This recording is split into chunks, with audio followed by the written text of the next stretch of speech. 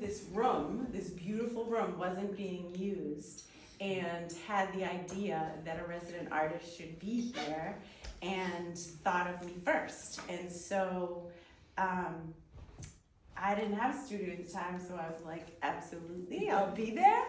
And the biggest thing is it was supposed to be a 3-month residency, and I asked for an extension because I wasn't ready to stop making the work, and I needed a space like to get through the winter snowstorms and stuff. And so they allowed me to stay 6 months instead of 3.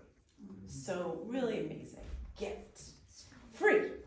I gave some community events and things like that, and this and stuff, but it was truly, it's been a gift. So, I know, thank you. So, I'm gonna start with some words that inspire me and resonate with me about art making. Then I'm gonna read something that I wrote about my 5 months so far here. And then I'm gonna go through how the paintings happen sequentially and talk about each one. And hi, welcome. And then we'll end with some time for questions and comments. So, these are my inspiring quotes that I tell myself to get me geared up for painting. And they're things that I've learned from some of my favorite teachers. So, art isn't an academic study. It's meant to bring us into a deeper understanding with ourselves and our own innocence and each other. It's about tapping into your deepest listening and your wildness. This is from Henry Miller. Step into your own current. Leap to where you don't know where you are going. That was from Henry Miller. Open your heart, the place you are fully attentive and spontaneous.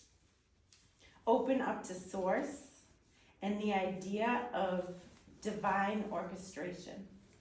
The other morning, for whatever reason, when I was getting ready for this talk, the words divine orchestration came to my head, and like I kept telling myself over and over again to get up and write it, but I was too tired.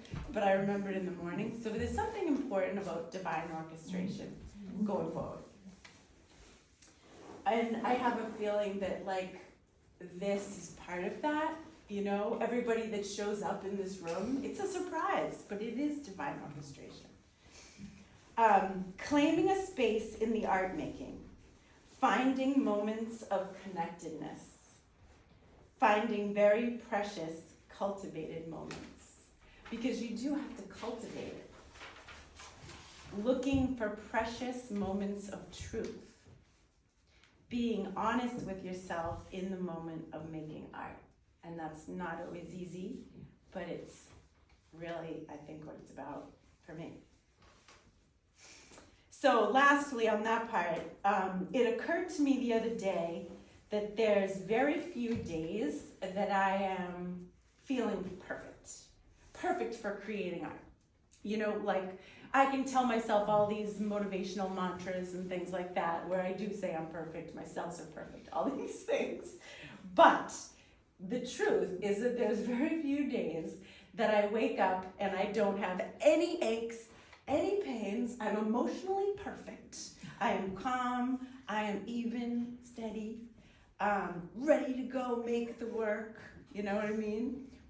Fully motivated, or like so excited about something else that I don't want to be in the studio, you know, so sometimes it's a really high thing. So it occurred to me that there's very few days that it's perfect. And the work, the challenge and the practice is to do it anyway. And to find ways to comfort myself enough to get to work and to get into the courage. And I think that's really important. So a lot of this is like, not only is it the work that we create, but it's the deep getting to know ourselves and the way we function and the way we make creatively. So, sometimes writing is a big part of my painting. And so sometimes I write right in my paintings, and sometimes I write about paintings, and sometimes I make a painting and a word comes out or a little phrase comes out. But sometimes when I'm preparing for talks lately, the more I do them, a little like poem will come out. And so I wrote this about my time here. In 5 months' time, fall became winter, the holidays came and went, snowstorms one after another, the landscape became gray, white, and brown, and sometimes graced us with a blue sky. The dream of a horse cartwheeling forward underwater brought me to the studio. Horses, faces, and flowers poured out in ink. Colors shifted from blue to black and white to coral pinks, from an awkward chartreuse yellow green to an ethereal high-key light yellow and minty green glow. Strong contrast between light angelic figures and tribal dark-skinned figures, all surrounded in shades of green. Ancient messages and messengers, a prominent chair. The messengers carried secret codes and color frequencies. The arrival of sensuous reds and pinks, floral and fauna, the need for faces and deep femininity. A reoccurring dream came again. Don't lose me, said the baby girl. Listen to me. Go deeper into your imagination, deeper into the dream, deeper into safety, and deeper into freedom. And that, like, if I had to say nothing else, that would be what happened here, you know? But there's more time, so I'll go on. So I'm gonna start with, I'll move around, I don't know how, so I'm gonna start with the sequence of the work. And so it started off, like I said, I've been here for 5 months. It started off with this, so there, I was, when I first got here, this is a new space. I'd never worked here before, and I felt completely foreign, you know, in the space. And so I had to, and I had dinner with Ruth recently, right before I started, and I was like, I have 0 ideas for this residency, 0. And I have no idea what I'm gonna make. And so, you know, it's like diving into the unknown every time you do these things. Sometimes people have ideas of where they wanna go, but I didn't. So I said, all right, well, I'm just gonna start with what I know so I can get moving, right? So I started with my pastels and my flowers because I know them and I'm comfortable. This was the first one, this one was the first one that came out over here. And then, so these 2 were the first pieces that I made here. You can see. And they felt, you know, they felt good. I was like, okay, you know, I'm rolling. And then I had a dream that, a really specific dream that it was so strong that I had to do something about it. So it's, your eyes go over here. This whole horse series started. And so I had this dream that I was this horse, but I was also next to this horse. And so I'm in the water, and we're in the water, very deep water. And the horse was really long and beautiful legs, and it was cartwheeling forward under the water, and it was amazing. And I could feel every movement of it because I was the horse, right? And we got out so deep, and then all of a sudden I looked to my right, and there was a killer whale. And I was like, petrified, you know? And then all of a sudden it was like this calm came over me and was like, you're safe, you're all right. And then I looked over here, and there was this incoming wave with all dolphins coming at me. And so this dream was really important, and I didn't know why, but I decided to start with the horse. The horse could get me moving at the studio. So I started with, there's an image like kind of behind everyone over there of a horse underwater. I just looked on the internet and tried to pull images to get going. And so I started painting horses underwater. And then I remembered this thing that Ruth shared with me, but it's a Picasso thing. It's an important thing for Ruth. She says, where Picasso did the bull, and he painted the bull over and over again until he got to the simplest bones of the bull, the bare bones line and gesture of what a bull is. And so I just did that, but I started with a photo. So this was an exercise I gave myself to get moving. And so sometimes it's good to give yourself like a little perimeter, you know, to work within. So I started from a photo, and then the first two, I think, were looking at the photo, and then I did something where I flipped the photo over, and I just went with memory of it. So I drew it really as observed as I could, and then put the photo away, and just got into my body, and the way the inside of the horse would move. And so that's what happened. And it started at the top, and there was 9 of them, and it ended like that. And so that was pretty interesting. And then Matt's daughter Naomi rides horses at Ascot Farm. So I asked them if I could go there and paint some horses, and they said yes. So I brought my inks, and I painted this horse out here. I don't know if you can see it. But, so right before that, Matt and I went to the Fog Museum, and sometimes, like when I'm stuck, I have to go to a museum and see the masters, and like they get me moving too. And so it works every time, and it worked again.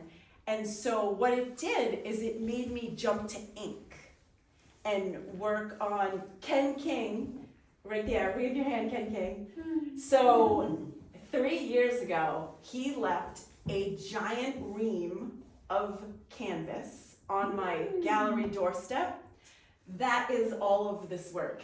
It is on that ream. I finally used it all. So anyway, there's this, if you get a chance to feel this stuff, it's like nothing I've ever felt before. It's like this really soft, not gessoed canvas. I don't even know if I could ever get it again. It's just something.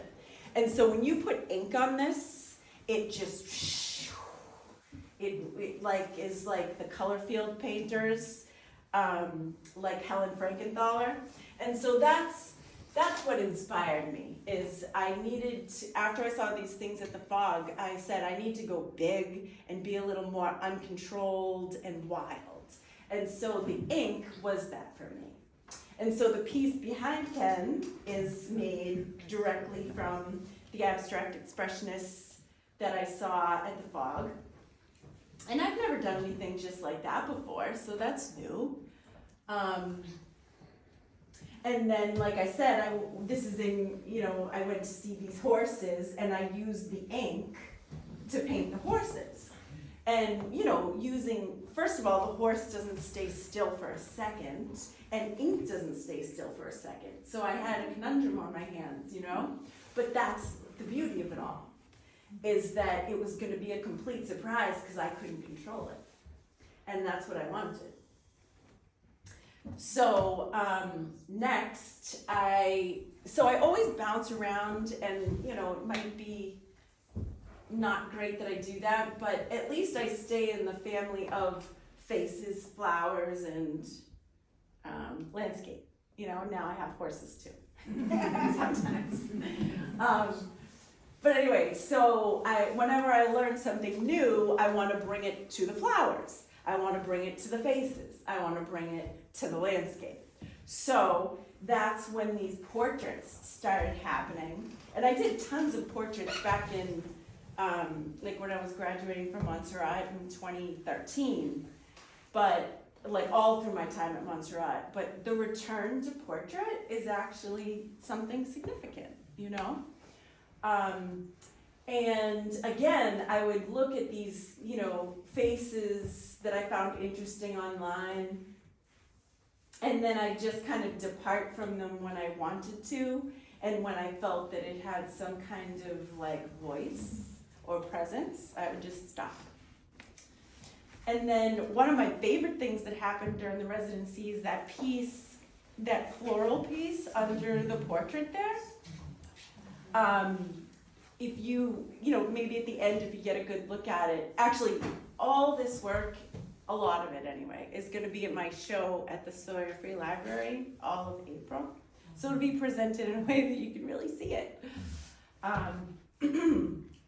So anyway, when that happened, that flower piece, it was combining black and white with spots of color. And it was playing strongly with the bleed. And when that bleed happened with the fuchsia and the gray and the black, I just like nearly lost my mind. It just, I was like, I can stop the residency basically, because that was enough to like, I don't know, there's something that hit me like, this is so meaningful to me. Maybe not everybody, but it was to me. So when those things happen, that's pretty important. But then also that dirty chartreuse green color is like, felt really important with the gray and the black and the fuchsia. And that was new and different. So then we did all these portraits, and then, where are we?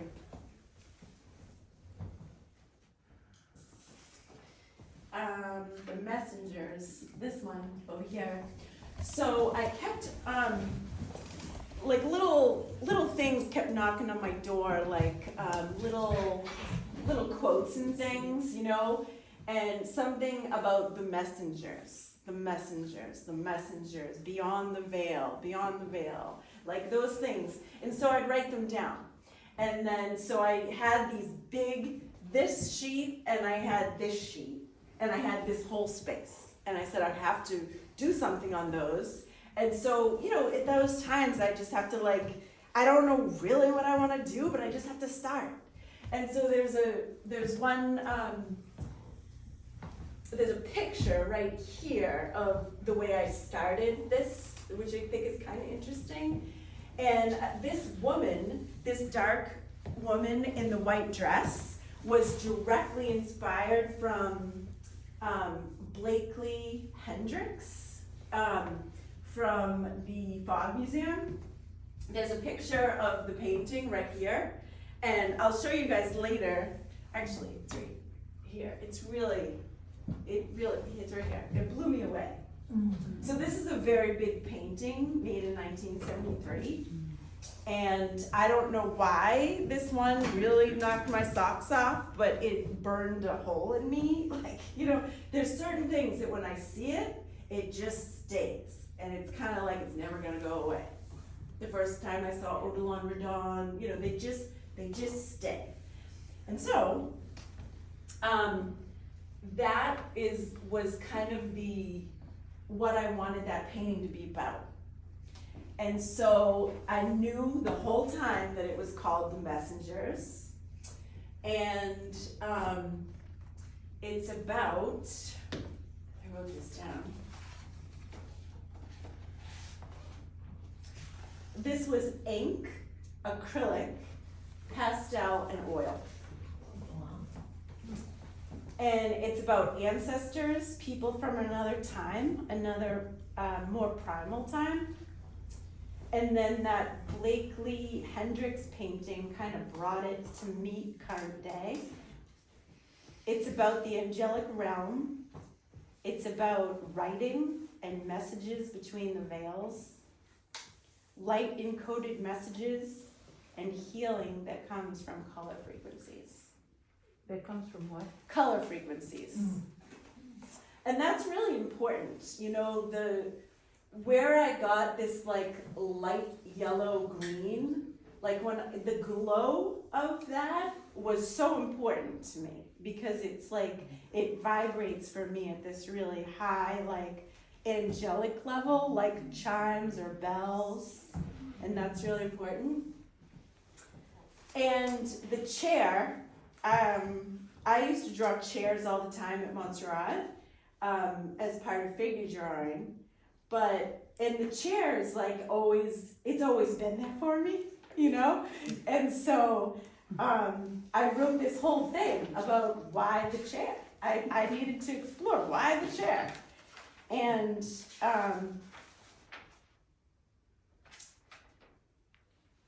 I need the comfort, I need the rest, I need the grounding of the recognizable form that I know. With that, I can fly easier in other places. So that's what I came up with there. So then the holidays hit. So this residency was right in the middle of the holidays and right in the middle of winter, and that's kind of crazy, you know?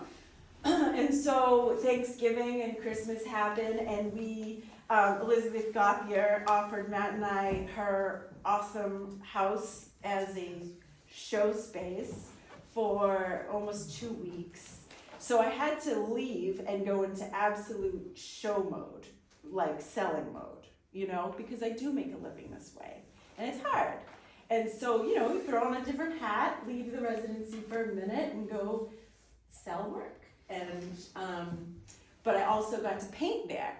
And so during these 10 days of being there every day, you know, meeting the public and all this, and doing the holidays, I brought that this huge canvas is 4x9, and this piece right there, it's 3 sections. And so I brought that one canvas, just a blank canvas, because that's all I could bring, you know. And so I brought one canvas. I had 3 blank canvases at that point during Christmas. And I had no idea what was going to happen to those canvases, but I knew that during this residency I was going to cover them. I didn't know if they would go together. I didn't know if they would be separate. I just knew I was going to cover them. And so I brought that one, and I said, okay, I'll bring this and I'll get working. And so at Lizzie's house, I painted the chair, a couple women, and a bunch of flowers based on the energy at your studio. And that's how that was started.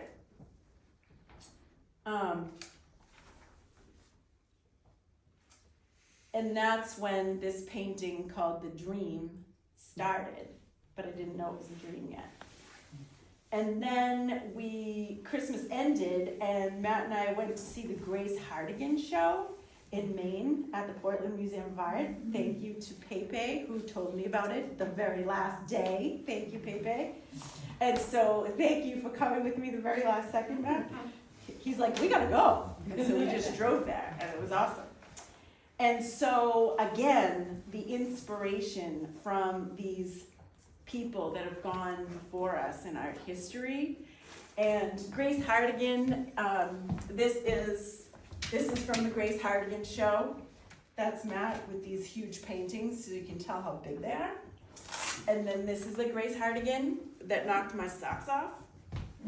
All the figures jammed together in there. And so that was what inspired the start of this. And this isn't done yet, but this inspired this. And so I came home and kept on working on, so we left the Christmas show, and I was like, all right, gotta get back to the studio. And that's always hard to get back to the studio after you've been away for a while to get working again. So I put that one piece, which didn't look quite like that, the chair was in it, and I put it over here, and then I looked around the studio and saw these other pieces, and I knew immediately that it was a triptych. And so I put the other blank canvases next to it, and then I just began, you know. and you can, those two pieces of paper on the left show what it looked like at the beginning stages, which is kind of interesting, before the figure in the middle was there. And then all of a sudden, so for a long time, I got this person over here and this person over here in the chair, and, some flowers that Andrew gave me. Remember you gave me those orange orchids? Yeah. So I used orange orchids in there. He gave me this fake plant that was really nice. And so what else are you gonna do in the middle of winter, And so it started. And then all of a sudden I sat with it for a long time. This has been the main part of the residency, for sure. Definitely. I've had the most fun doing this, the most calm, the most can't wait to get to my studio to work on this. I bring it with me when I'm not with it, And so I did I realized that nude figure, Sleeper, needed to be in the middle. And once that happened and she came about, I knew it was called The Dream. And then after I knew it was The Dream, I could get more and more fantastical about it. And there's an artist, I don't know if you guys know of Henry Lebasque. He is, this is a book on him. But anyway, I don't want to, rip these artists off without giving them credit. And I do feel a little guilty about this, but I have to say that when I have a hard time coming up with work, I lean on masters' work and I bring them literally right into the painting. I paint Gauguin figures in my work. I painted this painting in the painting. I'll give him credit, you know what I mean? But I just did it. And sometimes that's important to me. And then this lady on the right, she changed multiple times. She was like all these different people. And I felt like every time I came to the studio, she looked like a different person. And then I finally ended with this Matisse face that I looked at, and it's very, very similar to it. Yeah, that's great. Yeah, and so that's Matisse one again, and got in there, and I changed that one over there many times. Added the birds last thing, and the beautiful thing is this lovely lady Patricia that I used to teach. Is moving to Puerto Rico. She's Spanish, and she's moving to Puerto Rico, and she's buying it in April. So it's going to go to Puerto Rico in May. The whole triptych is going to Puerto Rico in May. And so it'll hang at the library for April, and then I'll say goodbye to it. So it's kind of amazing, because she said to me, Loren, I posted it online, just a piece of it, and she said, I want to take one of your pieces with me when I go to Puerto Rico. And this is the one I have my heart set on. And so she came to visit it a couple times and then finally decided that she's going to take it. Yeah! Cool. Thanks. So anyway, that's happening. Thank you, Patricia. And then, how are we doing for time? Anyone? It's 20 to 4. Good. That's really good. So, little bit about process. I bounce around all the time, and I do this so that I don't kill something, basically. You know what I mean? Because I'm sometimes not in the mood for the thing that has to happen on that day for the painting to move forward. That happened a lot on this one. I didn't have the patience someday to do the reflection or the figure, I just didn't have it in me for that kind of work. My energy was more flowery or more abstract that day. So anyway, I need to bounce around, and so I work on multiple pieces all the time so that I can bounce around to all the different moods. And I think that's being nice to myself, actually. But I wanted to bring this because I think this is kind of new, but I do this. It dawned on me that I make painting collages. Like, that's kind of what I'm up to.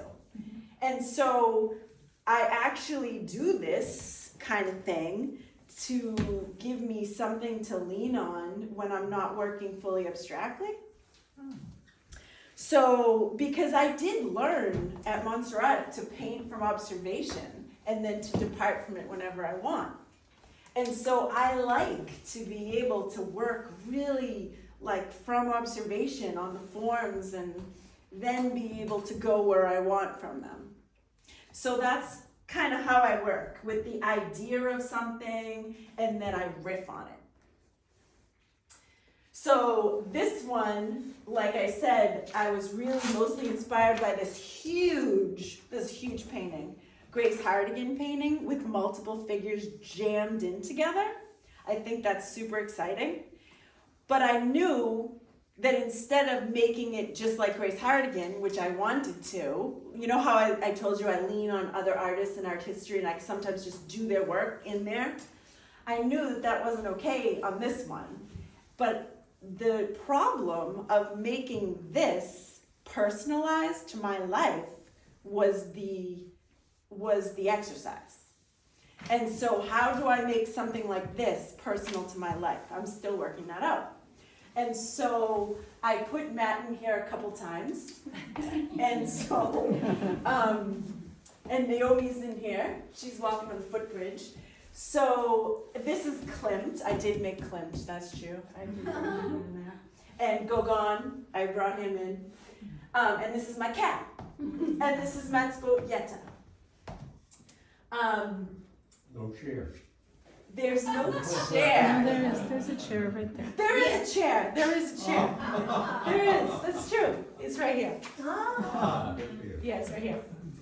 So this painting has given me the most grief other than this one. This painting was a field of, it's okay.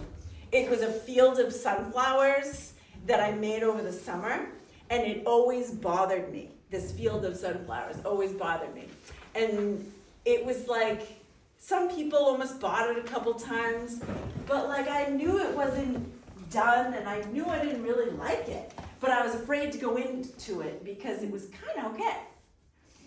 So this residency and like the frustration with this painting made me jump into that painting.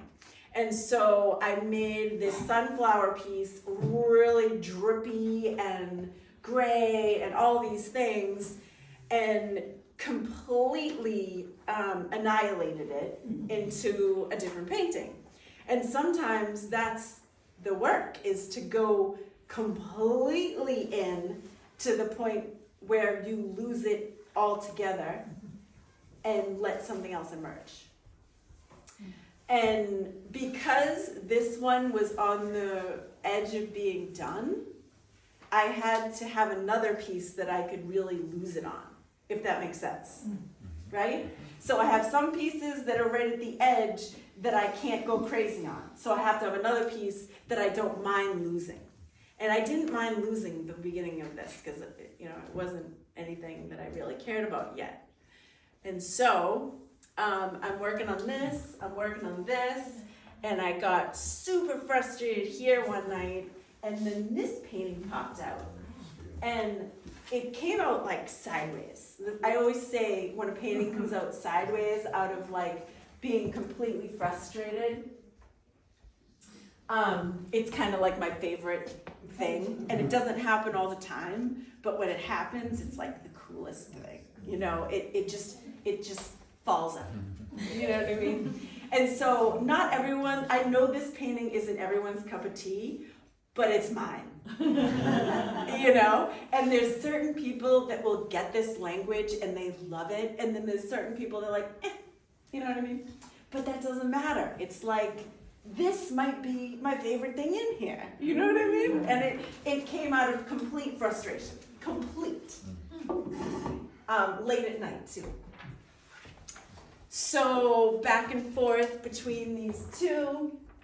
An interesting thing happened here, and like I said, this isn't done yet. It could get all super crazy like this, but I'm a little afraid to lose the recognized figures and things like that. So there's a lot of fear, and sometimes I can't move in it yet because I'm afraid to lose it, and I have to wait and do something else when that happens. But sometimes writing, when I'm afraid, write in the painting really helps. And that's what I did, and I was able to keep moving for a while. So, Oh my God. so, Unbelievable. so I think basically that's the main thing that I wanted to say. My main influences have been Rodin, Odilon Rodin, Matisse, Klimt, Gauguin, Van Gogh orchids, no, not orchids, irises over there, Grace Hardigan, Henry Lebasque, and Barclay Hendricks for this residency. So, really cool, the idea of, I'll end with this and then any questions and comments. The idea of dreams and how they actually are so close to our imagination and how they guide our creativity. I think that's really important. And how I'm gonna have this show at the library in April, and I think I'm gonna call it, what did I call it? What if the dream, or maybe the dream really is the reality?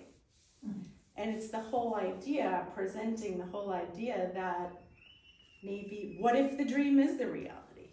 Like Stephen Bates taught me, what if the imagined abstract world was your real world? You know?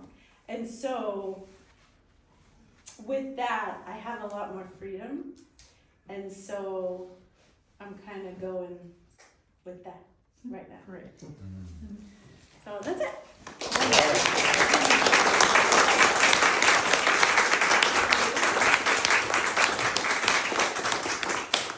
Thank you guys. When, Did you speak of this painting up here? Was that part of the gathering? oh, The that, messengers? Or? yeah, it is. You're so smart. You're so into it. This was painted at Elizabeth's house during the Christmas break because I needed to work on, it's called The Messengers. It speaks to this. Yeah. How do you know when something's done? Two things is the colors have a harmony and it goes, my eye goes through without stopping in a rhythm, and it's a complete sentence, like a song, a complete song, you know? And it can speak for itself out in the world, and I don't need to stand next to it and talk for it. So I just have a comment. I was watching a sewing show last night that was all about art, and the sewers had to take art and apply it to the fabric. And in some cases, they took canvases and they manipulated it into a garment, not necessarily a wearable garment, but a garment. But in any case, I was looking at the surrealists. I thought, I really hate surrealism. Me too. And those dreams are so different than your dreams. There's so much joy in your dreams. And I never would have thought that I would have seen like any surrealism in what you paint. But it's there. It's just that it's like, you know, like Jung says, we have like a shadow side and a light side, and it's like yours is the light side of surrealism. It's so beautiful and joyful. It's just lovely. Yes.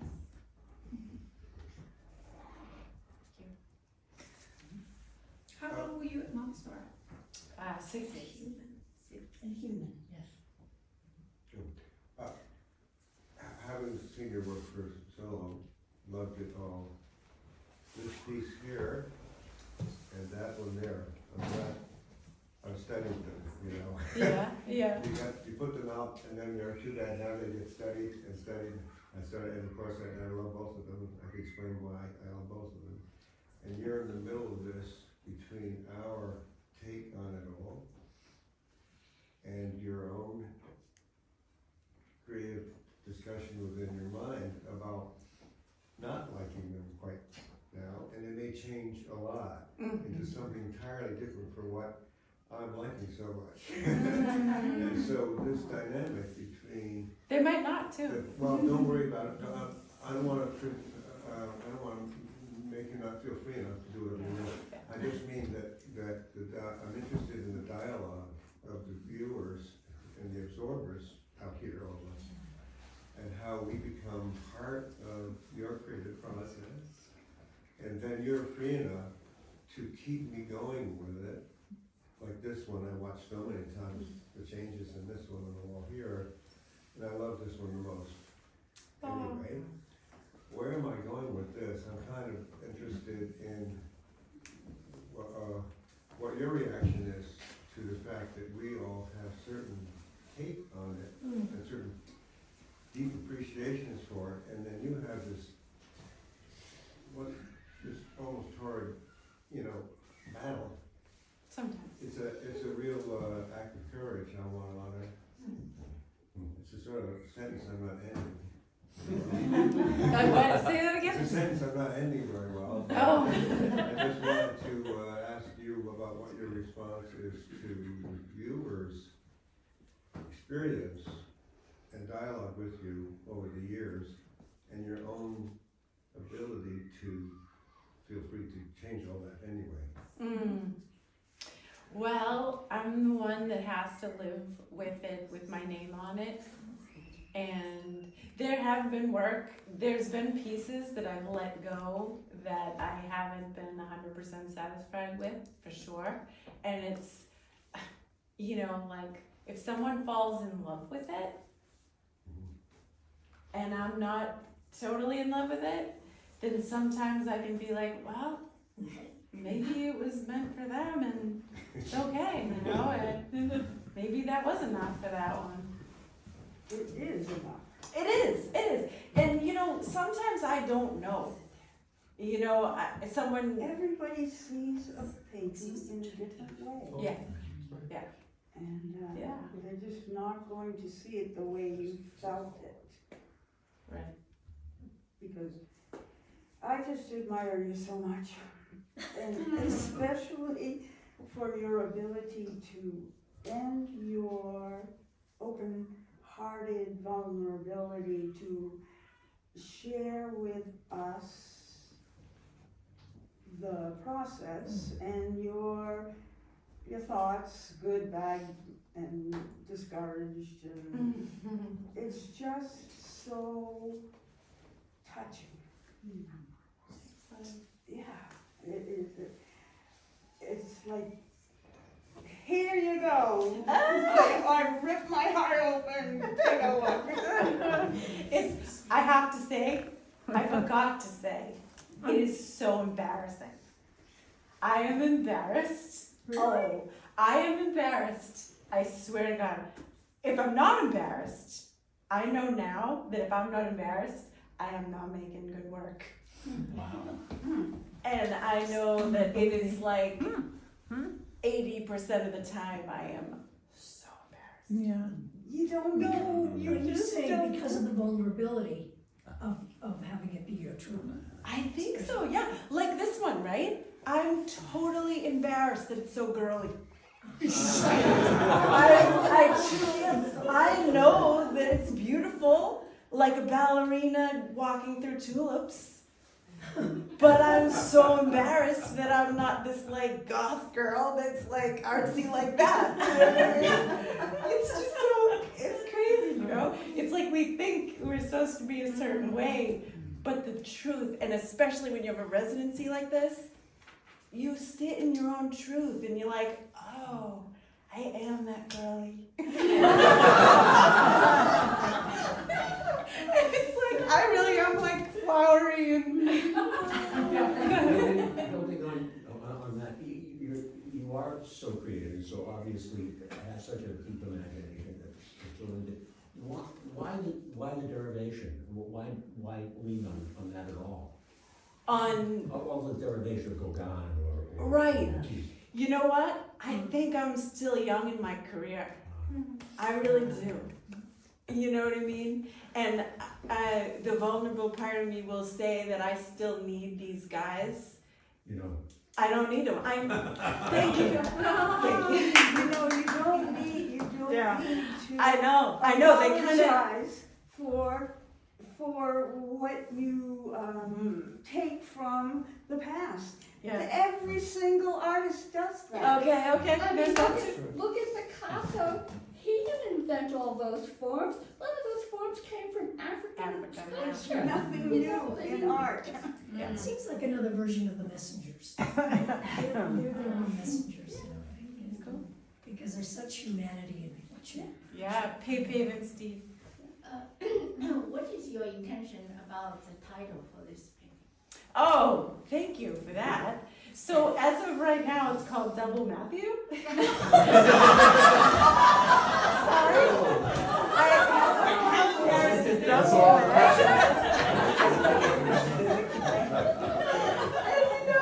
I'm totally embarrassed about that. And now I'm embarrassed too. But I know. But the truth is that I don't have a title for it yet, and I know it's not done. What is the title of character? Oh, that's called The Blue Knight. Blue Knight. The little one? No, the one that's with all the figures together. This. No, Oh, that's the Grace Hardigan. I don't know. I can't remember. So I'm gonna ask the goth question now. Yeah. So I noticed a lot more black on this side of the room. Yeah. Whereas, you know, this is more of a Loren. And is it because of the soft canvas or what? There's a lot, like the flowers over there are, it's gorgeous, but it's very different Right? from what you normally paint. So what's the inspiration for all the black Mhm. on the side? Well, I started the residency that way. And I'm, as I've said many times, I'm not very comfortable with, sitting, like if someone was like, I'm commissioning you to make 12 huge dark paintings for 12 months, I would probably get really depressed. The absence of color, all the things, However, I have to say that, abandoning that part that also feels that way sometimes is not right. Mhm. So the beginning of this residency did start that way, and it felt good. And but sometimes the medium lends to the color palette, like ink. I was really into this thick black block printing ink that bled on this special canvas ungessoed. And so the dark came from that, and I just kept going because I wasn't ready to stop with the ink. But then, the need for color just comes in, and it's like, I will take care of you. I might be remembering this wrong, but you can correct me if I'm wrong. At the start of all this, I think we were kind of low on a lot of paint, so that's kind of the that's kind of what we had, right? When this residency started, we were down on it. And I, unlike other residencies where I've gone out and my mother's here. You That's why can, I'm here now. you can watch the recording. The clock. Oh, it's okay, don't worry. See my colorful mother? Right. So anyway, I didn't have money this residency to go out and buy tons of paint and tons of canvas like I did for the last one. So I said I'm going to use exactly what I have and exactly the paint I have. And that is right, I forgot. That's why the ink started. I was gonna say that you are more than one thing. Totally. You are not just that. That's just one part of you. It's a very core part of you, but so is that. It's so You're true. more than one thing. And I've had to really come to respect that. And I'm gonna say this real quick. I had a second dream, and I mentioned it in the story that I wrote. And the second dream was the reoccurring dream I talked about, where I have this reoccurring dream where I lose my baby girl. And it's a nightmare, but it's reoccurring. And recently I was told to like listen to her. What is she trying to tell you? Because it's reoccurring, you know what I mean? And there's parts of me that I don't acknowledge and give voice to. And that is why I'm not done painting. Because I have a lot more I have to say to acknowledge all of the parts of myself. So thank you. Like the baby girl. Like the baby girl. Oh, so the other day, after I had the baby girl dream, I did this little sketch. And it's the long, tall figures that I always do in the sky, but then I did the baby girl down below in this strange little way that I feel is kind of important. And so this is, sketches like springboards to the next work. And this is really vulnerable. So my next stages, my next residency, my next studio, God knows where that'll be or anything. But that work is more vulnerable, I believe. And that's scary. Will it sell? Blah, blah, blah. But it still has to be made. You made it. You made it through this one. Any other, where are we? Probably at 4 o'clock. It's 4:04. Does anyone have any final anything? I just want to say one thing. Yeah. When you told me that was leaving, I wanted to cry. I really wish it was going to be here for a while. Oh, So- thanks. I kind of do too. It was just like, oh no, I'm not done looking When at is it. when is it? Well, a whole month. A whole It's gonna month, hang yeah. as the centerpiece of my show Yeah. at the Sawyer Free Library, and the space, that gallery is so gorgeous, Yeah. and it'll be celebrated for an entire month, That's good. and so I'm so excited. I'm thinking of goodbye party. A goodbye party. So my opening reception is on my birthday this year, on April 2nd, from 5 to 7. So you guys are more than welcome to come and see this work. I don't think I'm gonna have other work by then. March, April. Oh. Yeah. Is there gonna be cake? Yeah, there'll be cake. Okay. Ice cream. Cake and ice cream. Vegan cake. Wendy.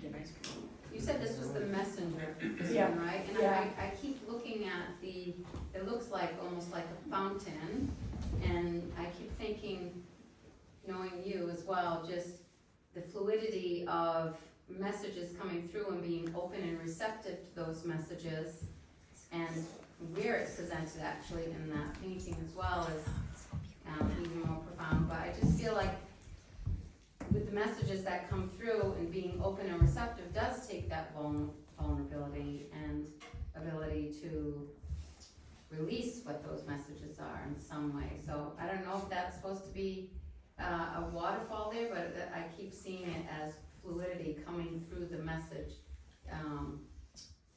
The red, the sort of crimson box with the golden, looks like a golden water coming out of a book of some sort from the messenger. It's From called you. Raining Sunshine, Oh, okay. and it's a response from another painting I did called Raining Sunshine. Oh, okay. Yeah. Thank you so much for having me here, and I'll see you guys back.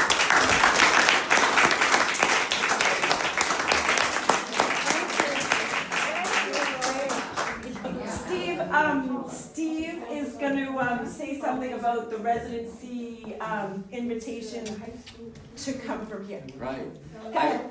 I'm on the board of the Magnolia Library here, and as Loren mentioned, this is the first time we've had an artist's residency here. And my gosh, we are all so thrilled. Yeah. Has You've made a great worked one. out. Yeah. Yes. And it's really given me an appreciation for what a residency is, because especially right here and now, it's occurring to me that a residency is like a frame in space and time around a body, around a creative process. And you took it so seriously. I mean, I'm so, with such integrity is what I mean to say. And to have all of you here to celebrate this feels like a happening right now. Yeah, it's wonderful. And you've helped transform these bare walls and this room, pretty room, into a magical place. Right. And I think that will carry forward. Yeah.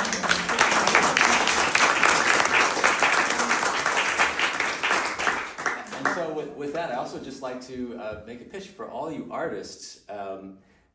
Go to magnolialibrary.org, and there is information about the residency program, and we plan to continue this ongoing with breaks probably, but you can read all about the duration and what you want to say when you apply.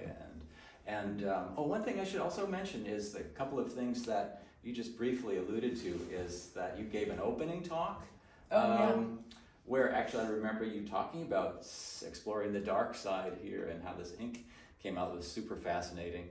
And also, you gave a community event that was fantastic success with families with kids coming. And it was such a joy to see these little kids creating art. They were so really psyched. cool. And you lit it beautifully. So thank you both.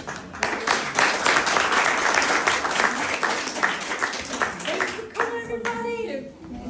Thank you for the seat. That was so nice.